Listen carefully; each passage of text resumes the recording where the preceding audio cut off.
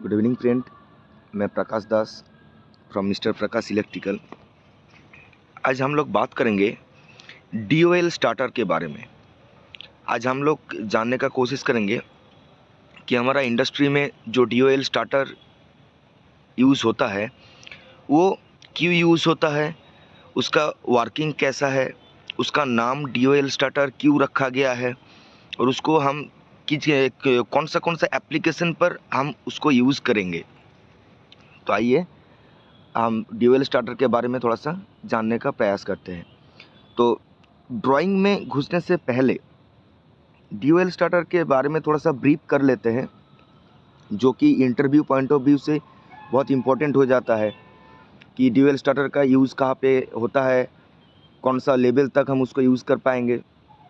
तो पहले बता दूँ, DOL स्टार्टर का फुल फॉर्म होता है डायरेक्ट ऑनलाइन स्टार्टर। ये इंडक्शन मोटर जो हम लोग यूज़ करते हैं उसमें जो number of variety starter use होता है उन्हीं में से एक है DOL स्टार्टर।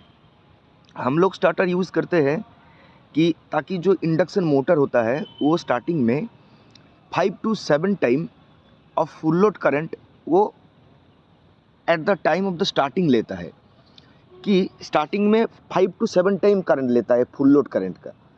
मान लीजिए कोई मोटर, मैं इंडक्शन मोटर की बात कर रहा हूँ, कि वो अगर स्टार्टिंग में स्टार्टिंग में छोड़िए उसका अगर फुल लोड करंट 10 एम्पियर है, तो उसको जब इनिशियली हम लोग स्टार्ट करेंगे तो स्टार्टिंग में वो 50 से 70 एम्पियर तक करंट ले सकता है। तो ये जो कंडीशन है, ये कंडीशन को रोकने के लिए ये जो वाइंडिंग है वो तो 50 एम्पियर और 70 एम्पियर के लिए बनाया गया नहीं है। तो इसका फुल लोड करंट है 10 एम्पियर। तो अगर स्टार्टिंग में वो अगर 50 से 70 एम्पियर करंट लेगा तो वो तो वाइंडिंग जो है मेरा, उसका जो इंसुलेशन है वो तो जल सकता है। तो इसीलिए हम लोग स्टार्टर का उपयोग करते हैं ताकि उसका जो स्टार्टिंग करंट है उसको हम लिमिट कर पाए। लेकिन आज जो स्टार्टर के बारे में हम लोग बात करेंगे, DOL स्टार्टर, ये वो जो बाकी स्टार्टर है उनमें से एक यूनिक स्टार्टर है। ये जो स्टार्टर लगाने का पर्पस है कि वो स्टार्टिंग करंट को लिमिट करेगा, ये उस पर्पस को फिल नहीं करता है। ये वो जो पर्पस है उसको फुलफिल नहीं करता है। ये स्टार्टर कोई स्टार्टिंग करंट को लिमिट नहीं करता है। तो फिर भी हम इसको क्यों यूज़ में ले रहे हैं, ये एक बहुत बड़ा सवाल होता है। तो पहले जान लेते हैं कि उसको हम लोग कहाँ तक यूज़ कर पाएंगे। तो as per theory DOL starter को अप टू 5 HP तक मोटर में हम लोग यूज़ कर सकते हैं। उससे ज़्यादा होगा तो उसका फुल लोड करंट भी बहुत ज़्यादा हो जाएगा, और फुल लोड करंट अगर ज़्यादा हो जाएगा तो उसको जो स्टार्टिंग करंट है 5 to 7 टाइम वो भी बहुत ज़्यादा हो जाएगा। तो उस कंडीशन के लिए DOL स्टार्टर को हेल्दी माना नहीं जाता है। तो अप टू 5 HP तक ही DOL स्टार्टर को चलाने के लिए अलाउ किया जाता है।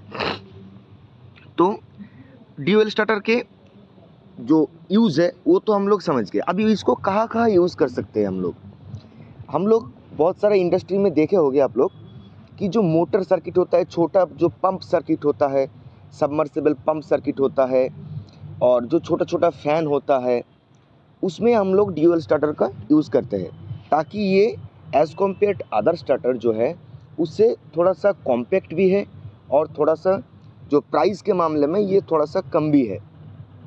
तो इसीलिए हम लोग DOL स्टार्टर को कम रेंज का जो मोटर है उसमें लगाने में ज़्यादा प्रेफर करते हैं एज़ कम्पेयर अदर स्टार्टर।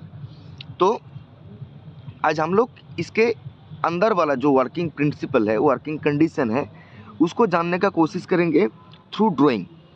तो हम लोग स्टार्टर में, हर किसी स्टार्टर में हम लोग जब ड्राइंग में घुसेंगे तो ड्राइंग में 2 सेक्शन होता है। एक होता है पावर सर्किट, एक होता है कंट्रोल सर्किट।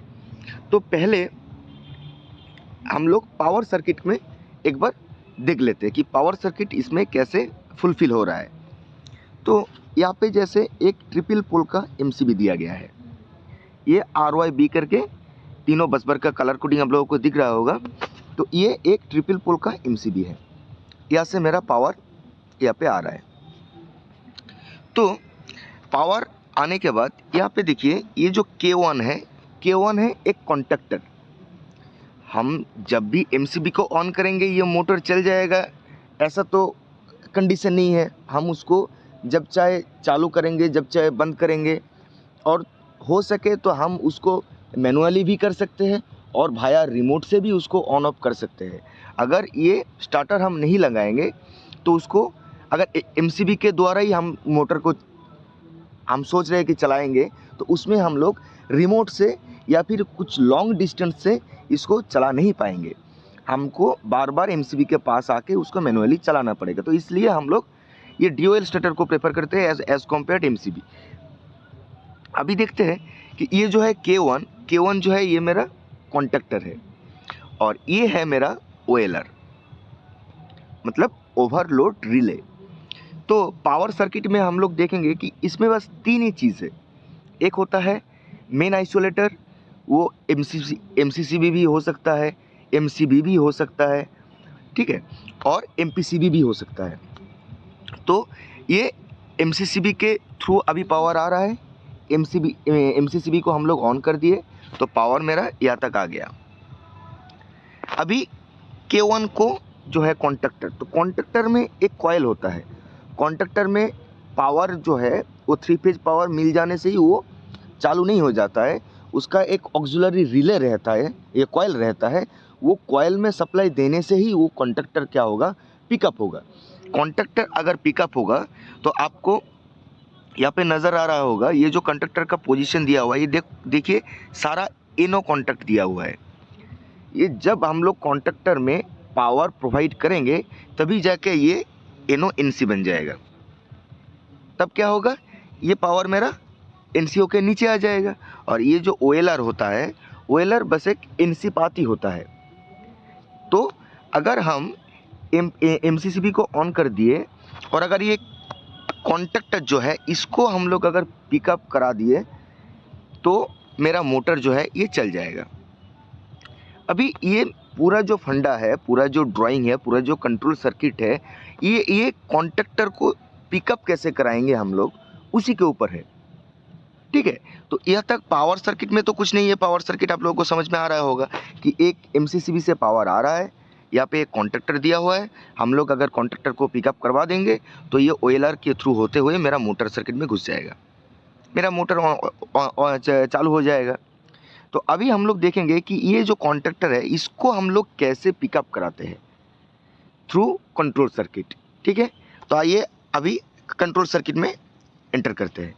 कंट्रोल सर्किट में देखिए, ये तो मेरा पावर सर्किट हो गया, ये तो 415 वोल्ट का हो गया। लेकिन जो मेरा कंट्रोल सर्किट होता है ये 230 वोल्ट AC का होता है, ठीक है ना। तो यहाँ पे देखिए हम लोग क्या किए, एक फेज को लिए और एक न्यूट्रल को लिए, या से एक फेज लिए या से एक न्यूट्रल लिए, तो मेरा हो गया सिंगल फेज का सप्लाई, मतलब 230 वोल्ट AC। अभी देखिए ये जो न्यूट्रल है इसको तो हम डायरेक्टली कॉन्टैक्टर का जो A2 कॉन्टैक्ट पॉइंट है उसमें तो कनेक्ट कर दिए। अभी जो पूरा मेरा जो कंट्रोल होगा वो कंट्रोल क्या होगा, ये जो फेज वायर है हम उन्हीं को कंट्रोल करेंगे। तो उसको कैसे कंट्रोल कर रहे हैं हम लोग, वो थोड़ा सा देख लीजिए। यहाँ पे देखिए जो मेरा फेज वायर आ रहा है उसको पहले तो हम एक सिंगल पोल MCB के थ्रू इसको ले आएंगे। ये MCB एक जो मेरा कंट्रोल सर्किट है इसका मेन ब्रेकर बोल सकते हैं। अगर MCB को बंद कर देंगे तो मेरा पूरा कंट्रोल सर्किट बंद हो जाएगा। उसके बाद OLR का NC पॉइंट, ये पहले जो बताया था पावर सर्किट में, ये OLR जो है ओवरलोड रिले। ये ओवरलोड रिले का काम तो आप सभी को पता है कि एक वहाँ पे एक करंट का सेटिंग किया रहता है। अगर ओवरलोड हो गया तो उसमें क्या होगा, करंट बहुत ज़्यादा ड्रॉ करेगा सर्किट से। तो अगर ज़्यादा करंट ड्रॉ करेगा, वहाँ पे जो सेट लिमिट है उससे ऊपर अगर करंट ड्रॉ करेगा तो मेरा सर्किट को ये ब्रेक कर। तो यहाँ पे देखिए OLR का NC कॉन्टैक्ट लिया हुआ है। ये तो नॉर्मली जो है ये इसका जो नॉर्मली क्लोज्ड एक पॉइंट होता है, OLR में 2 पॉइंट होता है, एक NO पॉइंट होता है, एक NC पॉइंट होता है। तो हम लोग NC पॉइंट को यहाँ पे यूज़ किए ताकि जब मेरा OLR उससे जो सेट लिमिट करंट है उससे अगर ज़्यादा हो जाए तब ये क्या करेगा, OLR ये जो NC पॉइंट है इसको NO बना देगा और मेरा जो कंट्रोल सर्किट है उसको ब्रेक कर देगा। ये ओएलआर का एक और बहुत सारा फंडा है इसका वर्किंग में, तो वो हम बाद में बात करेंगे। तो अभी फ़िलहाल आप समझ लीजिए कि ओएलआर का एक एनसी कॉन्टैक्ट यहाँ पे लिया गया है। जब ओएलआर मेरा उसका जो प्रीसेट वैल्यू है उससे अगर ऊपर करंट जाएगा तो ये जो ओएलआर है वो एनसी को एनओ बना देगा, तब जाके ये सर्किट मेरा ब्रेक हो जाएगा। तो फिलहाल की कंडीशन में ये तो एनसी है, मतलब हम अगर एमसीबी को ऑन कर दिए तो ये पाथ यहाँ से आते हुए, ये तो एनसी पॉइंट है, एनसी पॉइंट से आते हुए यहाँ पे आ जाएगा। ये क्या है? ये है स्टॉप पुश बटन। तो आप लोगों को पता ही है कि स्टॉप पुश बटन जो होता है वो नॉर्मली क्लोज्ड रहता है। हम जब वो ऑफ पुश बटन को, स्टॉप पुश बटन को हम पुश करेंगे तब जाके वो सर्किट ब्रेक हो जाता है। तो उसका मतलब क्या है? अभी फ़िलहाल ये एनसी कॉन्टैक्ट है, आप देख ही सकते हैं एनसी कॉन्टैक्ट है, तो मतलब ये जो पावर है ये अभी यहाँ पे फ्लो हो जाएगा। अभी देखिए यहाँ पे स्टार्ट पुश बटन है। स्टार्ट पुश बटन मतलब हम जिसके द्वारा ये मोटर को ऑन करने के लिए कमांड देंगे कि हाँ अभी मेरा मोटर स्टार्ट हो सकता है और इसको हम अभी स्टार्ट करेंगे। तो हम जब ये देखिए नॉर्मली ओपन है, ये जैसे पुश बटन यहाँ पे देखिए नॉर्मली क्लोज्ड था, ये जैसे क्लोज्ड था, ये देखिए नॉर्मली ओपन है। तो ये जो है स्टॉप पुश बटन, इसको हम अगर पुश करेंगे तब ये सर्किट ब्रेक हो जाएगा, लेकिन जो स्टार्ट पुश बटन है ये नॉर्मली ओपन रहता है। इसको हम अगर पुश करेंगे तो ये जाके सर्किट को एनसी बनाएगा। तो अगर हम स्टार्ट पुश बटन को प्रेस करेंगे तो मेरा जो कॉन्टैक्टर में पावर है ये तक पहुंच जाएगा और मेरा कॉन्टैक्टर जो है वो पिकअप हो जाएगा। तो हमारा टेंडेंसी यही था कि हम जब स्टार्ट पुश बटन को कमांड देंगे तब मेरा कॉन्टैक्टर पिकअप हो जाना चाहिए। और एक बार देख लीजिए, शुरू से देख लीजिए, यहाँ पे एक एमसीबी दिया हुआ है सिंगल पोल का। हम एमसीबी को ऑन करेंगे तो ये मेरा पावर यहाँ तक आ जाएगा। अगर ओवरलोड रिले मेरा ट्रिप नहीं किया है तो ओवरलोड रिले का जो एनसी पॉइंट है वो एनसी ही रहता है। जब वो ट्रिप हो जाता है तब उसका पॉइंट होता है वो चेंज हो जाता है, जो एनसी था वो एन हो जाएगा। तो अभी फ़िलहाल के लिए तो वो ट्रिप नहीं हुआ है, मान लीजिए अभी मेरा मोटर हेल्दी कंडीशन में है, तो ये तो फिलहाल एनसी ही रहेगा। ये एनसी होते हुए ये जो स्टॉप पुश बटन है ये भी एनसी ही रहता है। अगर इसको हम प्रेस नहीं करेंगे तो ये एनसी ही रहेगा। तो ये यहाँ पर भी मेरा पावर जो है वो फ्लो कर गया। अभी आ जाएगा स्टार्ट पुश बटन में। अगर हम स्टार्ट पुश बटन को स्टार्ट कमांड देंगे तभी जाके मेरा ये जो कॉन्टैक्टर है इसका A1 में पावर आ जाएगा। तो ये तो हम कमांड दे दिए। अभी और एक बात यहाँ पे देख लीजिए कि यहाँ पे सारा का सारा पुश बटन लगा हुआ है। यहाँ पे देखिए PB लिखा हुआ है लास्ट में। PB का मतलब होता है पुश बटन।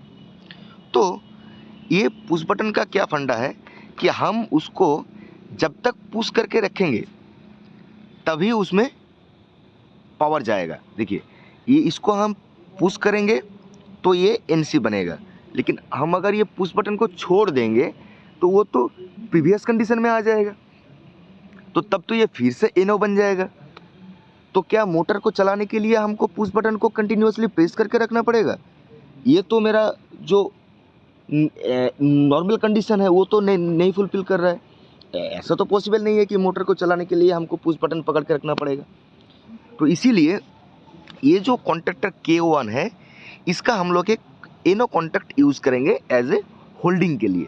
इसको ऑक्सिलरी कॉन्टैक्ट भी बोला जाता है।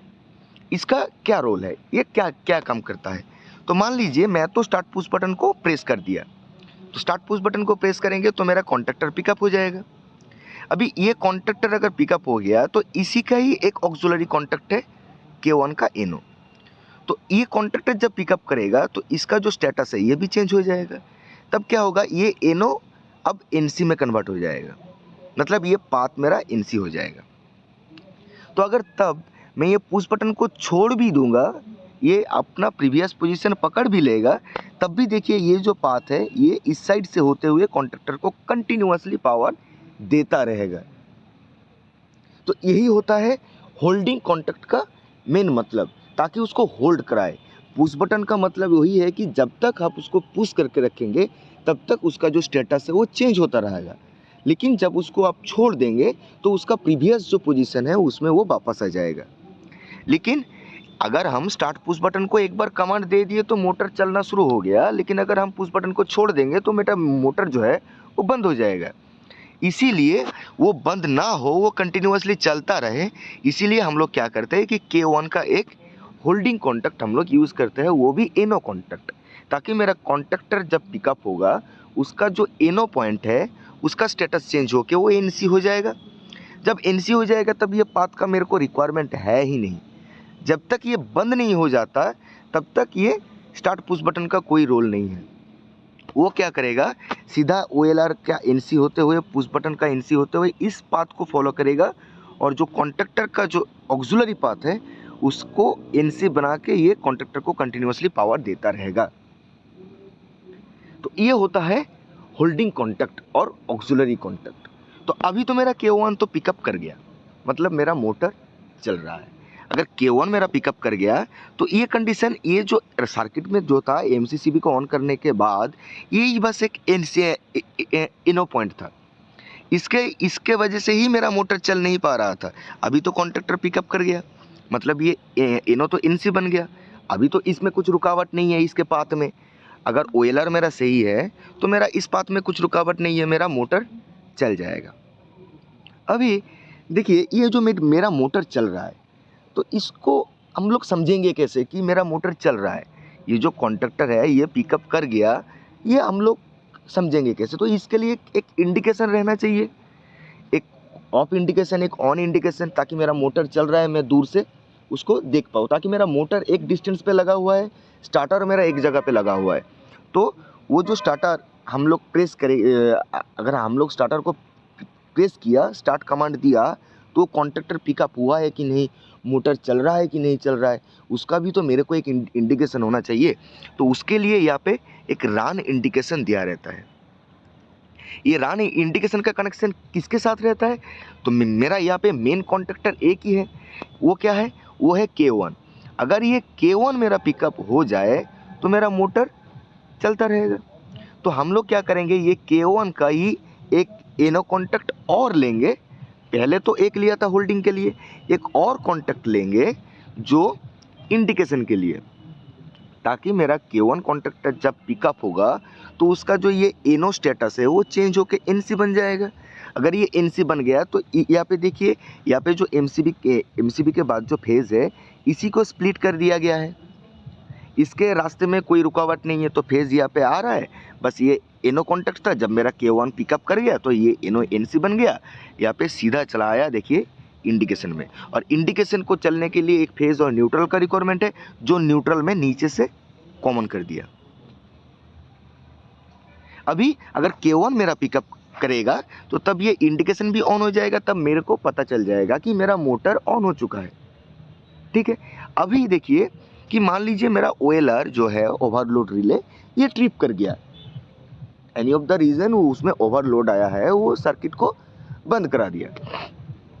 तो आप यहाँ पे देखिए, यहाँ पे और एक भी कनेक्शन रहता है, ताकि ये जो ऑन इंडिकेशन है यहाँ पे और एक ऑफ इंडिकेशन भी रहता है, जो K1 का NC कॉन्टैक्ट से लिया रहता है। मान लीजिए कि यहाँ से मैं एक फेज़ को लाया, यहाँ पे एक NC कॉन्टैक्ट यहाँ पे बना दिया, ध्यान से देखिए ये NC कॉन्टैक्ट है, और यहाँ पे मैं एक और इंडिकेशन दे दूंगा, और यहाँ से मैं न्यूट्रल को लेकर यहाँ पे कनेक्ट कर दूंगा, ये है ब्रेकर ऑफ। मतलब क्या है, ये एक एडिशनल कंडीशन है, ये थोड़ा सा देखिए, ताकि ये जो कॉन्टैक्टर है ये जब तक पिकअप नहीं रहेगा तब तक ये जो NC कॉन्टैक्ट है, ये NC कॉन्टैक्ट है, NC रहेगा, ये पिकअप हो जाएगा तो ये स्टेटस चेंज करके एनो हो जाएगा।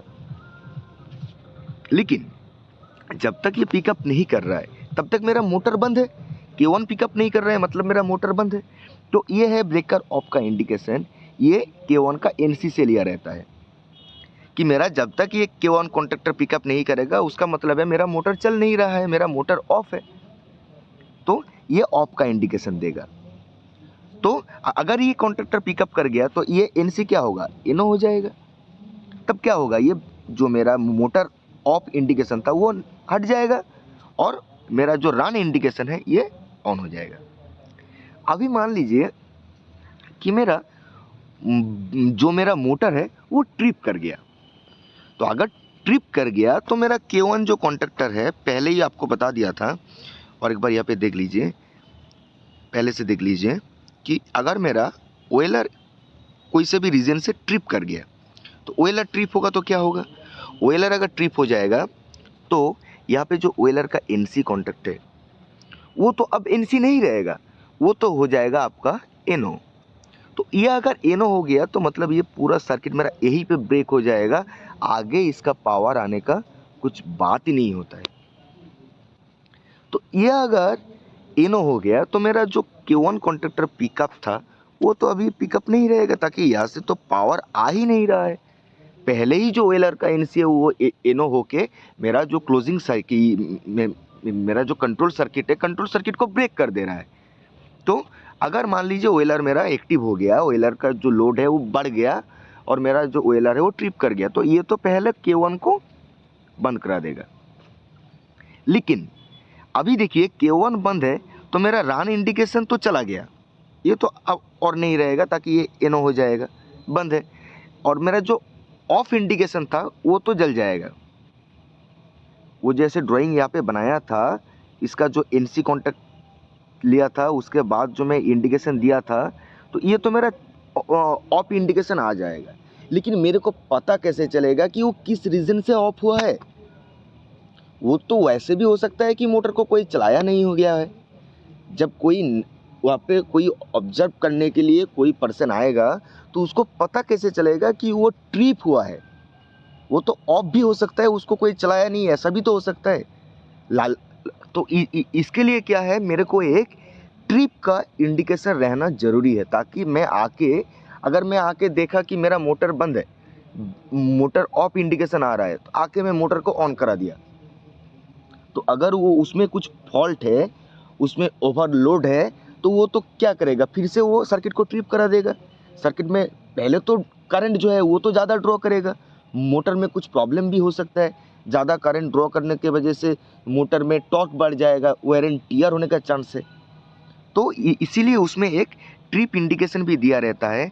ये ऑयलर का NO कॉन्टैक्ट हम लोग पहले ही बताया था कि ऑयलर में 2 कॉन्टैक्ट रहता है, एक NO एक NC। तो NC जो है वो तो हम कंट्रोल सर्किट के लिए यूज़ कर रहे हैं, लेकिन जो NO पाथ है वो NO को भी हम कंट्रोल सर्किट में इम्प्लीमेंट करेंगे ट्रिप इंडिकेटर के लिए।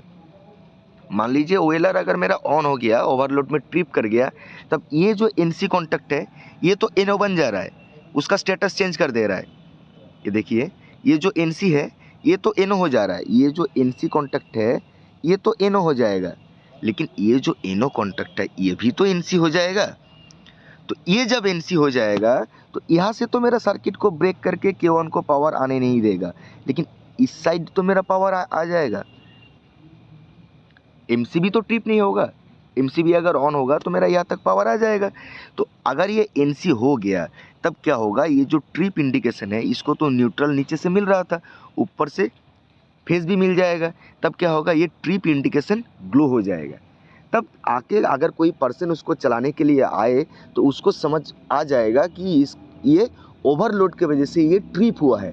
तो वो पहले उसका जो फॉल्ट है उसको फाइंड करेंगे, उसका जो लोड है उसको घटाएंगे, उसके बाद उसका करंट जो है उसको एक लिमिट में लेकर आएंगे, उसके बाद ही जाके ये मोटर को चालू करेंगे। तो यही होता है जो DOL स्टार्टर का कंट्रोल सर्किट और पावर सर्किट। आई थिंक आप लोगों को समझ में आ गया होगा। फिर भी अगर कोई सा भी पॉइंट आप लोगों को समझ में नहीं आया है तो आप लोग पिन करके मेरे को कमेंट कीजिए कि कौन सा पॉइंट आप लोगों को समझ में नहीं आया है। हम कमेंट में उसको सॉल्यूशन करने का कोशिश करेंगे। Thank you.